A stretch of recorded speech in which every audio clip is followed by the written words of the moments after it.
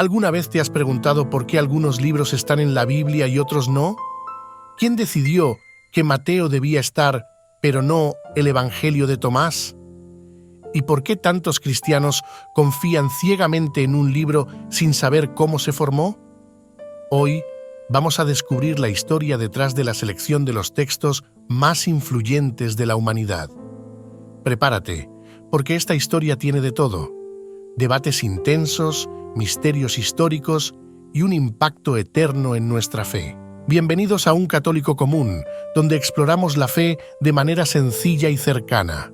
Acompáñanos en este viaje único para descubrir cómo se eligieron los libros de la Biblia. Para entender cómo se formó la Biblia, primero necesitamos saber esto: en los tiempos de Jesús y los apóstoles no existía el Nuevo Testamento. Solo había el Antiguo Testamento, que en realidad era una colección de textos judíos escritos en diferentes momentos, desde los días de Moisés hasta unos 400 años antes de Cristo. Pero aquí viene la primera sorpresa: ni siquiera los judíos se ponían de acuerdo en qué libros incluir. Algunos aceptaban solo la Torá, los 5 primeros libros, otros también incluían profetas y escritos. Entonces, cuando Jesús y los apóstoles citaban las Escrituras, ¿a qué se referían exactamente? Esto deja una gran pregunta: ¿cómo pasamos de estos textos dispersos a lo que hoy llamamos Biblia? No te vayas, porque aquí es donde comienza lo interesante. Después de la resurrección de Jesús, los primeros cristianos comenzaron a escribir cartas y relatos sobre su vida y enseñanzas. Pero no eran los únicos. En los primeros siglos había muchos textos que afirmaban ser inspirados: evangelios, cartas, profecías, incluso libros apocalípticos llenos de visiones extrañas. ¿Sabías que hubo evangelios que no llegaron al canon, como el Evangelio de Judas o el de María Magdalena? Algunos decían cosas tan controversiales que los líderes de la Iglesia no sabían si reírse o alarmarse. Por ejemplo, en el Evangelio de Tomás se afirma que las mujeres deben volverse hombres para entrar al reino de los cielos. Con tantos textos circulando, la Iglesia primitiva enfrentó un gran dilema: ¿cómo decidir qué textos eran auténticos y cuáles eran falsificaciones?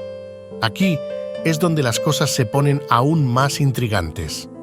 No te pierdas la siguiente parte, porque vamos a descubrir los criterios que se usaron para determinar qué libros entraban en la Biblia.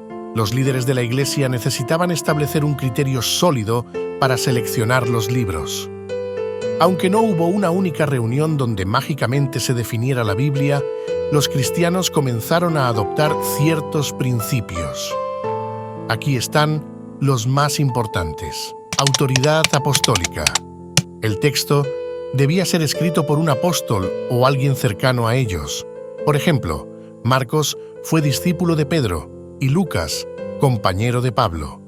Si no había conexión directa con los apóstoles, el libro quedaba fuera. Uso generalizado. Los libros tenían que ser ampliamente aceptados y usados en las iglesias. Si una comunidad aislada usaba un texto extraño que nadie más conocía, no se consideraba. Coherencia doctrinal. El mensaje del libro debía alinearse con la enseñanza de Jesús y los apóstoles. Si un texto afirmaba algo contrario, como negar la resurrección, se descartaba automáticamente. En el siglo IV, el emperador Constantino ordenó la famosa reunión del Concilio de Nicea. Aunque muchas personas creen que ahí se definió el canon bíblico, en realidad este concilio se enfocó más en la doctrina de la Trinidad. El canon oficial se terminó de consolidar en los concilios de Hipona y Cartago hacia finales del siglo IV. Y aquí viene la gran pregunta: ¿por qué algunos libros, como los deuterocanónicos, están en la Biblia católica pero no en la protestante? Te sorprenderá la respuesta y la veremos en un momento. Pero antes, si estás disfrutando este contenido, te invito a suscribirte al canal, darle like a este video y compartirlo con tus amigos. Ayúdanos a llegar a más personas con contenido que edifique la fe. Cuando llegó la Reforma Protestante en el siglo XVI, Martín Lutero cuestionó algunos de los libros que la Iglesia Católica había aceptado durante siglos. Decidió retirar 7 libros del Antiguo Testamento: Tobías, Judith, Sabiduría, Eclesiástico, Baruch y los 2 libros de los Macabeos. También quiso eliminar Santiago y Apocalipsis del Nuevo Testamento, aunque no lo logró. ¿Por qué lo hizo? Lutero creía que estos libros no cumplían con sus criterios de inspiración divina y además algunos contradecían sus enseñanzas. Por ejemplo, el libro de Macabeos apoya la idea de orar por los muertos, algo que Lutero rechazaba.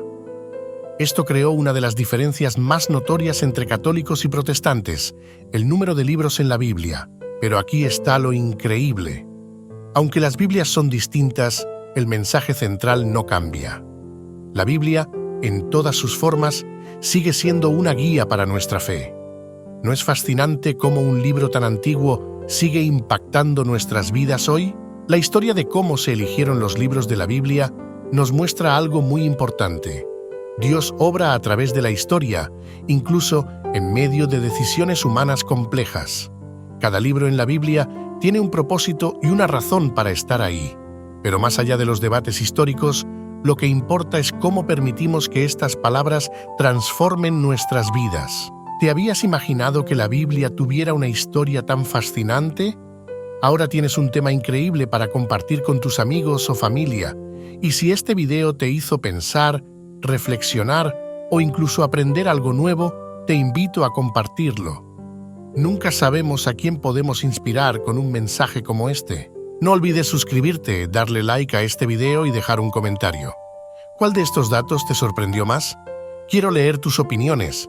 Nos vemos en el próximo video de Un Católico Común. ¡Hasta pronto!